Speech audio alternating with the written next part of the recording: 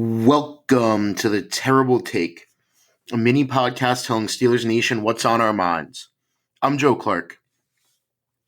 It came as a surprise on Wednesday when ESPN's Jeremy Fowler reported later in the evening that Cameron Heyward was sitting out of voluntary workouts as he seeks a new contract extension with the Steelers. Looking back, the Suns were probably there with Heyward refuting rumors that he would take a pay cut, basically saying, "Don't talk about my money." It makes sense now that maybe, he wanted a little bit more.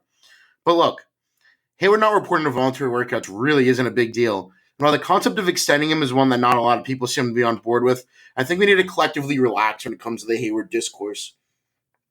I mean, obviously, as the reigning Walter Payton Man of the Year award winner, he's a great guy. He's done a ton for the community in Pittsburgh.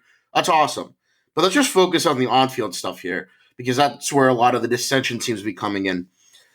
At 35 and coming off a core muscle injury, it's fair for people to hesitate when it comes to paying him. But giving him a 2-year extension that covers 2025 and 2026 with maybe a bump in new money in 2024 really isn't that big of a deal.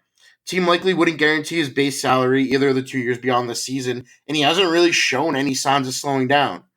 The Steelers are a win-now team. It's not as if they're, a 7-8 win team that Heyward's not going to make a difference. They're a win-now team, and they don't have a super deep defensive line behind Heyward, by any means at all. Dean Lowry and Logan Lee, fine additions. They have some depth, but nothing really solid, and who knows what Larry Ogunjobi's going to give you this year. Heyward's still the team's best run defender, and he showed that even while essentially playing on one leg last season.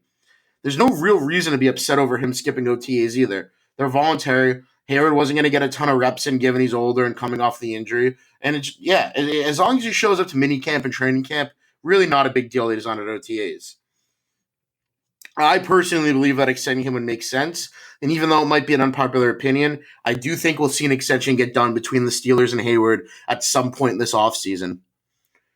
Be sure to follow us at SteelersDepot.com and check out episodes of The Terrible Take every day at 5 p.m. Eastern Time. And check out The Terrible Podcast with Alex Kazor and Dave Bryan every Monday, Wednesday, and Friday. Go Steelers.